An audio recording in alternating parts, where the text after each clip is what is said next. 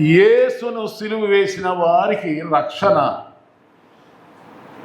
యేసు ప్రభుని సిలువేసింది ఎవరై అంటే దుష్టులు, పాపిష్టోళ్ళు, అన్నీ తెలిసిన. మరి ఈ 3 రకాలైన వారికి రక్షణ ఎలాగా? మొదటగా చూద్దాం. మొదటగా ఎవరంటే దుష్టులు. చూడండి, యెహెజ్కేలు గ్రంథంలో 18వ అధ్యాయం 23లో చూడండి, అక్కడేముందో. యెహెజ్కేలు గ్రంథం 18వ అధ్యాయము 23వ వచనం చూస్తే, దుష్టులు మరణమునందుట చేత నాకేమాత్రమైన సంతోషం కలుగునా వారు తమ ప్రవర్తన దిద్దుకొని బ్రతుకుటే నాకు సంతోషం, ఇదే ప్రభువు యెహోవా వాక్కు. ఏమండి, దుష్టుల్ని ఏమంటాడు దేవుడు? దుష్టులు మరణించుట ఆయనకి ఏమాత్రం ఇష్టం లేదు. అంటే మరణించటం అంటే నరకానికి వెళ్ళటం దేవునికి ఇష్టం కాదు. వాళ్ళు తమ ప్రవర్తనను దిద్దుకుని వాళ్ళు బ్రతికితే చాలు నాకు సంతోషం అంటాడు దేవుడు. అంటే ఒక విధంగా ఎంత ఘోర పాపినైనా ప్రేమించి రక్షించే దేవుడు మన ప్రభువు. నా యొద్దకు వచ్చువాన్ని ఎంత మాత్రం నేను త్రోసివేయను అంటాడు ప్రభు. కనుక ఎలాంటి దుష్టులైనా దేవుడు రక్షించుకుంటాడు. నీవు ఎలాంటి దుష్టములో ఉన్న, ఎంత ఘోరాతి ఘోరమైన దుష్టత్వంలో ఉన్నా ప్రభువు నిన్ను ప్రేమిస్తున్నాడు. కనుక యేసుని సిలువేసిన దుష్టులే, కానీ తెలియక వేశారు. ఇప్పుడు కూడా నేటి దినకు చాలామంది తెలియక దుష్టత్వంలో ఉన్నారేమో. కనుక నేడే దుష్టత్వాన్ని విడిస్తే దేవుడు సంతోషించును. రెండవదిగా చూద్దాం, యెషయా గ్రంథం తెరవండి. యెషయా గ్రంథము 56వ అధ్యాయము 7వ వచనం. రెండవ పాయింట్ ఏంటంటే యెషయా గ్రంథము 56వ అధ్యాయము 7వ వచనాన్ని మనం చదివితే, భక్తిహీనులు తమ మార్గమును విడవవలెను, దుష్టులు తమ తలంపులను మానవలెను, వారు యెహోవా వైపు తిరిగిన ఎడల ఆయన వారి యందు జాలిపడును, వారు మన దేవుని వైపు తిరిగిన ఎడల ఆయన బహుగా క్షమించును. ఇక్కడ కూడా చూడండి, భక్తిహీనులు తమ మార్గమును విడవలను, దుష్టులు తమ తలంపులను మానవలను, యెహోవా వైపు తిరిగిన ఎడల ఆయన వారి యందు జాలిపడును. చదవండి, అక్కడ వారు మన దేవుని వైపు తిరిగితే ఆయన బహుగా క్షమిస్తాడు. చూడండి, 2 వచనాల్లో మనం చదివితే ఏముందంటే, దుష్టులు తమ మార్గాలు ఎడవాలి, దుష్టులు తమ తలంపులు మానుకోవాలి. దుష్టులు దేవుని వైపు తిరిగితే, ఇదివరకు వాళ్ళ సొంత మార్గాలు తిరిగారు, మనుషులు ఎటు తిప్పితే అటు తిరిగారు.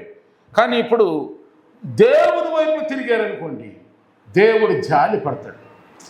తెలుసో తెలియకో మనుషుల మాటలను మోసపోయేవేమో, వాళ్ళ మాటలు చెడిపోయేవేమో, పర్వాలేదు. దేవుడు నీవు కోల్పోనివన్నీ నీకు దయచేయను కాక, జస్ట్ నువ్వు ఆయన వైపు తిరుగు. దుష్ట తలంపులు మాను. ఇదివరకు దుష్టుల ఆలోచన చొప్పున నడిచేవేమో, ఇప్పుడు మానేసే. దేవుని దుఃఖపెట్టే పనులు చేసేవా? దేవునికి ఆయాసకరమైన పనులు చేసేవా?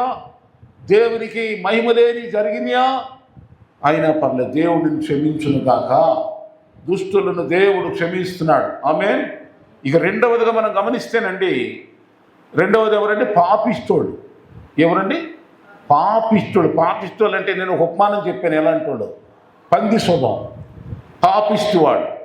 కనుక ఈ పాపిష్టివాడు కూడా ఒక పాపాత్మురాలు యేసు ప్రభు పాదాలు కడిగి, కన్నీళ్లతో కడిగి, అప్పుడు ఏం జరిగింది చెప్పండి? ఈమె నన్ను విస్తారంగా ప్రేమించింది, ఈ విస్తార పాపాలు.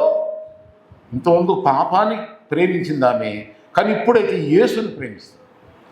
ఇంతకుముందు మనం లోకాన్ని ప్రేమించాం, మనం ప్రేమించుకున్నాం, మనకి ఏది ఇష్టమైతే అది ప్రేమించాం. కానీ ఇప్పుడైతే దేవుణ్ణి ప్రేమించు. ఆయన ప్రేమించేవారు బలముగా ఉదయించే సూర్యునిలాగా ఉంటారు బైబిల్ చెప్తుంది. ఆయనను ప్రేమించు వారిని దేవుడు ఆస్తికి కర్తలుగా చేస్తాను. బాగుంటానండి. ఆయన ఎలా ప్రేమించాలయ్యా అని మనం అనుకుంటే, ఆ పాపాత్మురాలు మనకు ఉదాహరణ చెప్పింది. ఎలా 4 రకాలు ప్రేమించింది, మనం కూడా అలా ప్రేమిద్దాం. అది లూకా సువార్త 7వ అధ్యాయం 37వ వచనం 50వ వచనంలో మనం ఈ మాటలు చూస్తాం. లూకా సువార్త 7వ అధ్యాయం 37, 50 వచనంలో ఈ మాటలు ఉంటాయి. ఓకే, పాపాత్ములు ఇంకా ఎలా, ఏ విధంగా మార్పు చెందగలరంటే ప్రసంగి గ్రంథం 8:12, ప్రసంగి గ్రంథము 8 అధ్యాయం 12 ఉందండి. అది ఎలా ఉందంటే, పాపాత్ములు 100 మారులు దుష్కార్యం చేసి, అంటే 100 తప్పులు చేసి దీర్ఘాయుష్వంతులైనను, అంటే పాపం చేసే నేను ఇంతకాలం పాపాలతోనే బ్రతుకుతున్నాను అని అనుకుంటున్నారో అలాంటి వాళ్ళు కూడా దేవుని యందు భయభక్తులు కలిగి ఆయన సన్నిధికి భయపడితే వాళ్ళు ఏం చేస్తారంటే క్షేమంగా ఓకేలా ఇంకేముందయ్యా, నేను బ్రతుకంతా లోకానికి అప్పచెప్పేసాను, ఇక నాకు ఇంకేముంది, పాడలేను, ఆడలేను, నడవలేను, కూర్చోలేను, వినలేను, చెవులు మందపడిపోయినాయి, కళ్ళు మందపడిపోయినాయి, నడక రావట్లేదు, కూర్చోవటానికి నడుము సహకరించట్లేదు, నా బ్రతుకంతా అయ్యో అని అంటారు. చూసారా, అలాంటి వాళ్ళని కూడా దేవుడు అంటాడు, నా సన్నిధికి భయపడితే చాలు, భయపడితే చాలు, దేవుడు ఆ పాపాలన్నీ క్షమించేసి క్షేమాన్ని దయచేసి క్షేమంగా ఈ లోకాన్ని ఇచ్చేలాగా దేవుడు ఆశీర్వదిస్తాడు, స్వస్థపరుస్తాడు, శాంతినిస్తాడు, సమాధానం ఇస్తాడు, పాపపు దోషములు సమస్త అతిక్రమాలను కడిగివేసి ఈ లోకాన్ని నెమ్మదిగా ప్రశాంతంగా విడిచేలాగా దేవుడు చేస్తాడు. కనుక అయ్యా, నా జీవితం అంతా నా ఇష్టాన్ని ఖర్చు పెట్టేశాను. ఓ ధనవంతుడును ఓ బేదవాడు అగ్నిగుండంలోకి వెళ్తాడు. అంటే ధనవంతుడు ఇష్టానుసారం సుఖపడ్డాడు భూమి మీద, ఇష్టానుసారం సుఖపడి బీదవాడైనటువంటి లాజరుకి ఏమీ పెట్ల, ఇద్దరు చనిపోయారు. ధనవంతుడు ఎక్కడికి వెళ్ళాడు? అగ్నిగుండంలోకి వెళ్ళాడు. ఈ లాజరు ఎక్కడికి వెళ్ళాడు? పరదైస్కి వెళ్ళాడు. అబ్రహాం రోమున అని ఉంది అక్కడ, ఏమండి. అయితే అక్కడ దేవుడు అంటున్నాడు, ఆ ధనవంతుడు అంటున్నాడు, ఓ తండ్రివైన అబ్రహమా, ఇదిగో నేను ఈ అగ్నిలో చాలా యాతన పడుతున్నానయ్యా. భూమి మీద ఉన్నప్పుడు ఏసి అసలు అగ్ని ఏంటో తెలియదు, వేడేంటో, నొప్పి ఏంటో, బాధ ఏంటో, ఆకలేదో, కొరదేదో నాకు తెలియదు. కానీ ఇప్పుడైతే ఈ అగ్నికి నేను తట్టుకోలేకపోతున్నాను. అదిగో నీ దగ్గర ఉన్నాడే అని బీదరాజు, అతన్ని ఒక్కసారి పంపించి నా నాలుక మీద ఇంత 2 చుక్కలు నీరు పోయి తట్టుకోలేకపోతున్నాను, అంగలారుస్తున్నాడు అగ్నిగుండం. అప్పుడు ఆ దేవుడు ఏమన్నాడు తెలుసండి, ఓ కొడుకా, కుమారుడా, నువ్వు భూమి మీద ఉన్నంతకాలం ఏం చేసావంటే నీకు ఇష్టమైన సుఖాన్ని అనుభవించావు. ఏమనిపించాలంటేనా, నీకు ఇష్టమైన సుఖం పొందావు. లాజరు అయితే నా కోసం కష్టం అనిపించాడు. అన్నం దొరకపోయినా కానీ అబద్ధాలు ఆడలేదు, అన్నం లేకపోయినా సరే దొంగతనాలు చేయలేదు, మోసాలు చేయలేదు. నువ్వు ఇంత సమృద్ధి కలిగి ఇంత రొట్టెలు ముక్క తిని ఇంత అనుదినం ముమ్మారు సుఖపడుతుంది, తినదినం ఇంత సుఖపడుతుంది, నీ సుఖం చూసుకున్నావు. కానీ ఈ పేదవానికి ఇంత రొట్టె ముక్కను వేయలేదు కనుక ఇదిగో అతనైతే ఆ భూమి మీద కష్టమైన ఆకలైన భరించి కష్టమే పడ్డాడు, కానీ ఏ విధమైన ద్రోహం చేసుకోలేదు. నీవైతే నీకు ఇష్టమైన సుఖాన్ని అనిపించవు కనుక అంటే అతను భూమి మీదే ఉండంగానే ప్రార్థన చేశాడు. భూమి మీద ఉండంగానే బతికుండంగానే చేశాడు ఆ ప్రార్థన. దేవుడు ఏం చేసేవాడు? వినేవాడు. కానీ ఇతను ఎక్కడ చేస్తున్నాడు ఈ ప్రార్థన? అగ్ని గుండములోకి వెళ్ళినాక ఇక అక్కడ దేవుడు మన ప్రార్థనలో ఈనాడు. కనుక నేను చెప్పేదేమంటే, దుష్టులు తమ తలంపులు మానుకుంటే చాలు, ఆయన వైపు తిరిగితే చాలు, ఆయన ఎందుకు భయభక్తులు కలిగి ఉంటే చాలు, మారిపోతారు. దేవుడు మార్చుకుంటాడు, దేవుడు క్షమించేస్తాడు. రెండవదిగా చూసినట్టు ఈ పాపిష్టోళ్ళు ఎలాగంటే, ఇంతకుముందు లోకాన్ని ప్రేమించావు, నీ ఇష్టం వచ్చిన పాపాలు ఏదంటే చేసావు. ఇప్పుడు మా ప్రేమను చంపేసి యేసుని ప్రేమించు. సింపుల్, మీకు అర్థమేలాగా. రెండవదిగా చూస్తే మనం ఎలా ఉండాలంటే, దేవుని సన్నిధికి భయపడు. ఇక్కడ ఏమందంటే 100 మార్లు పొరపాట్లు చేసి దుష్కార్యాలు చేసి దీర్ఘాయుష్వంతులు అయ్యి ఉన్నను వాడు ఇప్పుడైనా దేవుని భయభక్తులు కలిగి, నువ్వు ముసలోడవైనా సరే, రేపమాపులో సత్యవుడవైనా సరే, ఇప్పుడైనా సరే మార్పు చెందు. రక్షించుటకు ఆయన హస్తం కొరచ కాలేదు, విననేర్పున్న చెవులు మందం కాలేదు. నీ ప్రార్థన వింటాడు, నీ మూలు వింటాడు, నీ కన్నీరు వింటాడు, నీ ఊహల్లో చేసి ప్రార్థన కూడా ఆయన నీళ్ళు కడుతుంది. అందుకని పాపాత్మను కూడా దేవుడు మార్చుకుంటాడు. పాపిస్తోడు కూడా ఎంత ఘోరమైన పాపిష్టమైన యేసు నిన్ను రక్షిస్తాడు, రక్షించడం సిద్ధంగా ఉన్నాడు. నేడే రక్షణ గమనం. అందుకే రక్షణ పొందటానికి నోరు తెరువు, ప్రార్థించు, దేవుడిని రక్షించుకుంటాడని లేఖనాలు ఏమండి? ఇక మూడవదిగా ఎవరంటే మనం అనుకున్నది అన్నీ తెలిసానండి, అన్నీ తెలిసి తప్పిపోతారు. అన్నీ తెలుసు, పాటలు తెలుసు, ప్రార్థన తెలుసు, ఆత్మ పొందుకుంటారు, అన్ని భాష మాట్లాడేస్తారు. చర్చికి వెళ్తే ఎలా మంచో, చర్చికి వెళ్ళకపోతే ఎలా నష్టమో, దేవునికి లోబడితే ఎలా ఉంటుందో, దేవునికి లోబడకపోతే ఎలా ఉంటుందో, దైవజనుడికి విధేయత చూపిస్తే ఎలా ఉంటుందో, అవిధేయంగా ఉంటే ఎలా ఉంటుంది, అన్నీ ఎరిగిన వాళ్ళు. అయినా తప్పిపోయారు, తెలిసి కూడా తప్పారు. బైబిల్లో మరి మన హెబ్రీ గ్రంథకర్త అంటాడు అక్కడ ఏమన్నా, అలాంటి వారిని ఎవరూనూ వినడమా, అలాంటి వాడిని ఎవరూ మార్చలేరు. అలిసిపోయి గాఢ నిద్రలో ఉన్నవాడినన్నా లేపొచ్చాము, కానీ నటించే నిద్రలో ఉన్నవాడిని ఎవడో లేపలేరు. వాడు ఎప్పుడు లేపుతాడంటే వాడి మీద పిడుగు పడితేనే అమ్మో అంటాడు. ఇక అలాంటి వాళ్ళకి దెబ్బ పడితే కానీ మారుతారు.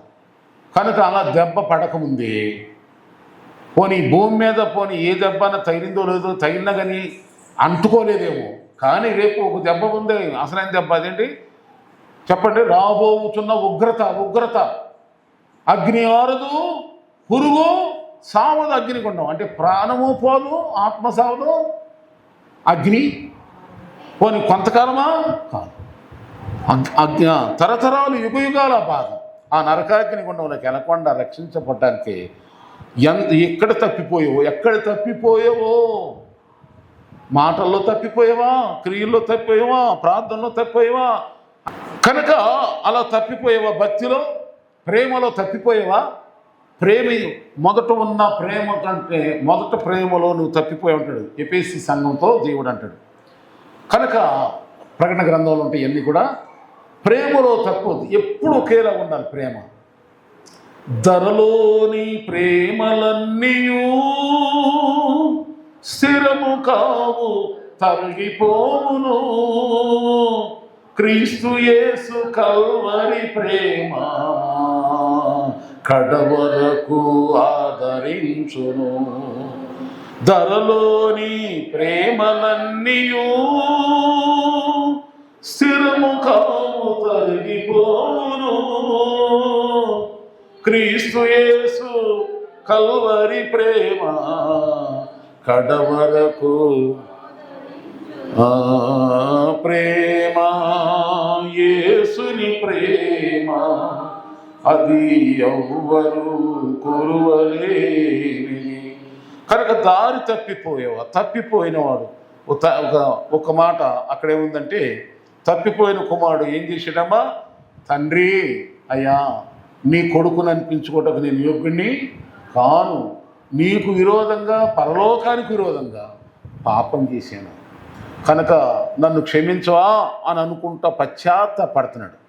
అలాగే మనం కూడా ఇదివరలుగా నన్ను ఎవరు గౌరవించట్లేదు, ఇదివరకు అంత మంచి పేరు ఉండేది, అంత గౌరవం ఉండేది, అంత గొప్పతనం ఉండేది, కానీ ఇప్పుడు ఆ పేరుతో నన్ను పిలుస్తారా, ఆ గౌరవం నాకు ఇస్తారా అని మనుషుల మీద ఆధారపడమాక మొదట పాపాన్ని కడిగేసుకో, దేవుని స్తోత్రం. ఎక్కడ తప్పిపోయి సరి చేసుకో. దేవుడు ఒక వ్యక్తిని గౌరవించాడు అనుకోండి, అందరూ గౌరవిస్తారు. దేవుడు గౌరవించుకొని మనం గౌరవించుకోవాలి, మనుషులు గౌరవం పొందామనుకోండి ఎప్పుడైనా సరే అది అసహ్యమే.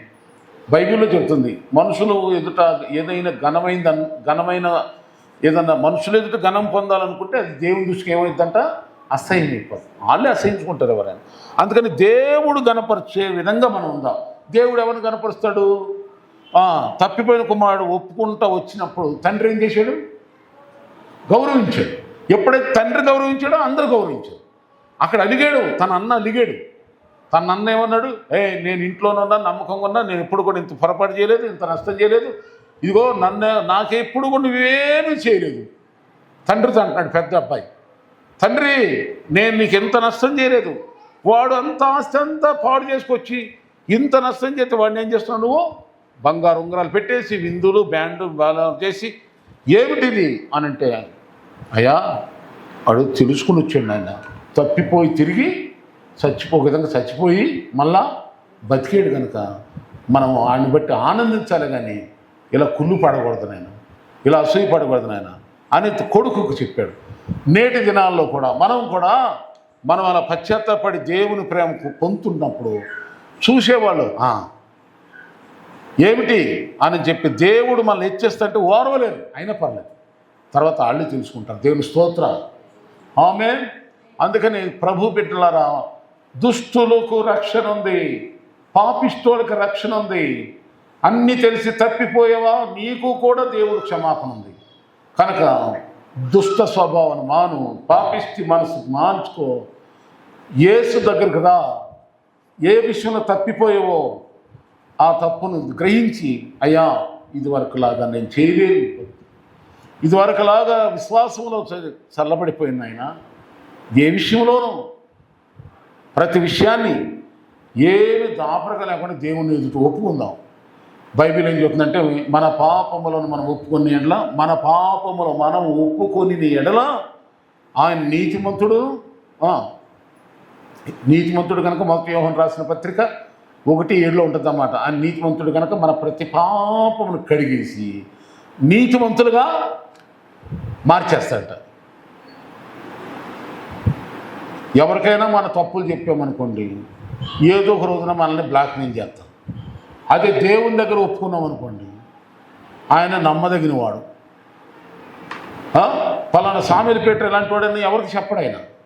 ఇంకా ఆయన ఏం చేస్తాడు చెప్పండి, తూర్పు నుండి పడమటికి ఎంత దూరమో అంత దూరపరుస్తాడంట మన పాపాలు.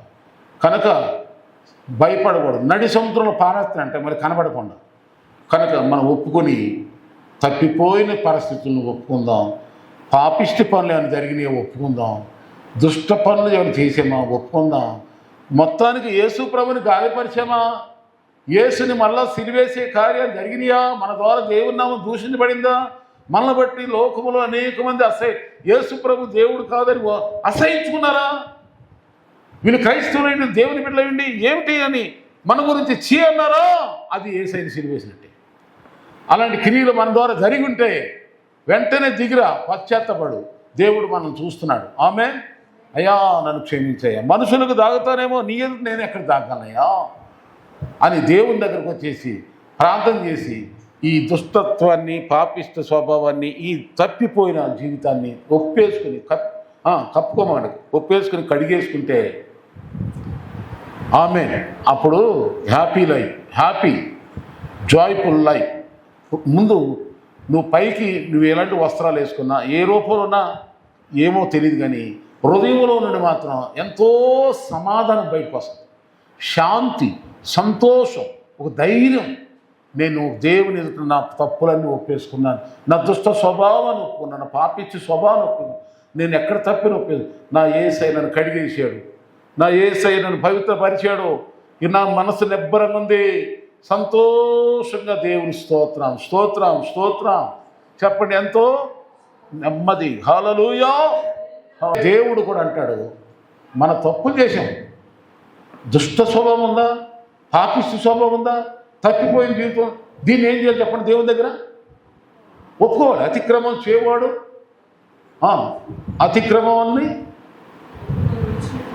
అతిక్రమం దాచగా ఒప్పుకొని విడిచిపెట్టినవాడు కనికరం పొందుతాడని బైబిల్ చెబుతుంది కదా. కనుక మనం ఆ పోలీసైన అన్న మాట భలే బైబిల్ ప్రకారం పోల్చుకుంటే దేవుడు కూడా అన్నాడు, రా రా రా నా చెంతకు రా. నీలో ఎవడైనా పాపం చేసిన వాడు ఎవడైనా ఉన్నాడా, యేసు క్రీస్తు అని ఉత్తరవాది మన దగ్గర ఉన్నాడు, తండ్రి దగ్గర ఉన్నాడు, మన కోసం విజ్ఞాపన. ఆయన నామములో మనం ఏదైనా ప్రార్థన చేస్తే యేసు వెంటనే మనం క్షమించును గాక. ఎందుకంటే ఈ కడుక్కోవతే ఏం జరుగుతుందంటే దేవుని ఆశీర్వాదాలు మన దగ్గర రాకుండా అడ్డొస్తాయి. అది బాధ. దేవుడు నీకెంత బ్లెస్సింగ్ ఆశీర్వాదం ఏదో దాచించాడు, అది రాకుండా ఈ అడ్డు వస్తాయి. ఈ అడ్డు తొలగిపోవాలంటే ఇప్పుడు దేవుని ఎదుట మనం నిర్దోషం ఉండాలి. నిర్దోషం అంటే ఆయనకి మనకు మధ్యలో ఏ రహస్యాలు. ఇప్పుడు సింహాల భవనంలో వేసేది దానియల్ని, సింహాల భవనంలో వేసినప్పుడు సింహాలు ఏ హాని చేయలే. రాజుగారు వచ్చాడు, అందరూ వచ్చారు, సింహాలు చంపేసినేమో అని అనుకున్నాను, కానీ దానిలో సజీవంగా ఉన్నాడు. ఇదేంటని అప్పుడు నీవు సేవించుచున్నా అంటే నీవు ప్రార్థన చేస్తున్న దేవుడే నిన్ను రక్షించాడా అంటాడు రాజుగారు అంటాడు, దానియేలు అంటాడు. అప్పుడు ఈయనమన్నాడు తెలుసా, మీరు చదువుకున్న ఆరోగ్యంలో దానియేలు వల్ల నేను నా దేవుని దృష్టికి నిర్దోషినిగా కనబడితిని గనుక దేవుడు తన దూతను పంపించి సింహాలు నాకు ఏ హాని చేయకుండా నన్ను కాపాడాడు. అంటే దేవుడు ఏం చేశాడు దానియేలులో అనండి? నిర్దోషత అంటే ఏదున్నా దేవుని దగ్గర ఆయన దాచి మనం ఎక్కడ ఉన్నాం కదా. ఏదున్నా మనం పాపం లేని వారు అని మనం చెప్పుకుంటే మనమే మోసం చేసుకునే వాళ్ళం అవుతామని బైబిల్ చెప్తుంది. అందుకని నేనైనా మీరైనా ఈ ప్రపంచంలో ఏ క్రైస్తవుడైనా ఎంత పేరుగాంచిన వాళ్ళైనా రెవరెండ్లు బిషప్లైనా ఇలాంటి చిన్న పెద్ద లేదు, ప్రతి ఒక్కరూ ఏ విధమైన తేడా లేదు. అందరూ పాపం చేసి దేవుడు అనుగ్రహించే మహిమను కోల్పోతున్నారు కనుక నేడే ఏ దుష్ట స్వభావం ఉన్నా, ఏ పాపిష్ట స్వభావం ఉన్నా, ఏ తప్పిపోయే మా జీవితాలు ఉన్నా ప్రభువు దగ్గర మీరు నేను ఎవరైనా సరే ఒప్పుకుందాం, పశ్చాత్తాపడదాం. అప్పుడు దేవుడు మనల్ని ఏం చేస్తాడు? జాలి పడతాడు, కరుణిస్తాడు, దయ చూపిస్తాడు. మనకు ఇవ్వాల్సిన ఆశీర్వాదాలు తప్పేన కుమారుడు రాగానే తండ్రి మళ్ళా ఏ విధమైన ఆనందపరిచాడు కొడుకుని, అంతకంటే ఎక్కువగా దేవుడు మనల్ని దీవిస్తాడు. స్తోత్రం. ఆమేన్. ఏమైతే అతను అనుకోలే తండ్రి అంత పని చేస్తాడు, మనం కూడా అనుకోము. ఇంకా వాళ్ళు అంటారు ఏమని అనుకుంటారు. మన పర్సనల్గా కూడా ఒప్పుకోనివ్వదు దెయ్యం. ఎందుకంటే ఒప్పుకున్నావా దీవించేస్తాడు దేవుడు. ఆమేన్. అందుకని దేవుని మందిరంలోకి వచ్చి దేవుని సన్నిధిలో లేదా ఇంట్లోనైనా ఏకాంత ప్రార్థన చేసి చూడు ఒకసారి, ఆ ఫలం మీద నువ్వు పొందుకుంటావు. దేవుని స్తోత్రం. దేవుడు మిమ్మల్ని మీ కుటుంబాలను దీవించును గాక.